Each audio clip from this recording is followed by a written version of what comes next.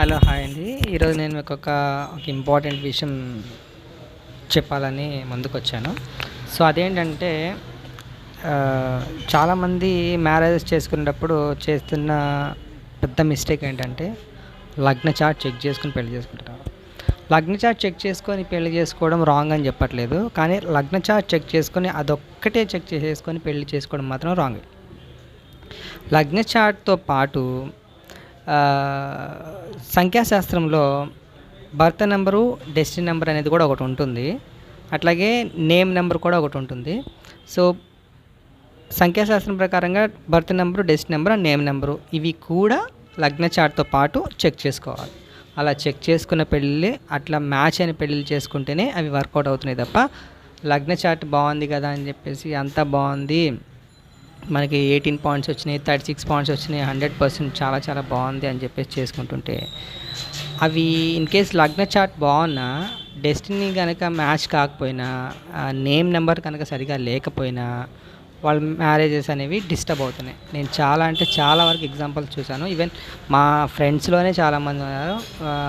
అమ్మాయిలు ఇష్టపడి పెళ్ళి చేసుకున్న పెళ్ళిళ్ళు కూడా అవి కొలాప్స్ అయిపోయినాయి. వితిన్ 3 months మ్యాక్స్, అంతే 3 monthsలోనే వాళ్ళు అది డైవర్స్లోకి వెళ్ళట్లేదు, అలాగని కలిసి ఉండలేని పరిస్థితి ఏర్పడుతుంది. వాళ్ళు అందరూ అనుకూలంగానే అనుకొని పెళ్ళి చేసిన పెళ్ళిళ్ళు అవన్నీ. వీళ్ళు ఇష్టపడ్డారు, వాళ్ళు ఇష్టపడ్డారు, కానీ ఇప్పుడు వాళ్ళు అత్తింట్లో కాకుండా పుట్టింట్లో ఉంటున్నారు ఆడపిల్లలు. సో దాని ప్రభావం ఫలితంగా అబ్బాయిలు కూడా మెంటలీ డిస్టర్బెన్స్ అవుతున్నారు. అబ్బాయిలు కూడా సరిగా జాబ్ చేయలేక, ఎక్కడికి వెళ్ళినా సరిగా జాబ్ రాక, ఈ టెన్షన్లో ఉండి వాళ్ళు సరైన డెసిషన్స్ తీసుకోలేక వాళ్ళు చాలా ఇబ్బంది పడుతున్నారు. మళ్ళీ పెళ్లి చేసుకోక ముందు బాగానే ఉంటున్నారు, పెళ్ళైన తర్వాత డిస్టర్బెన్స్తో వస్తున్నాయి.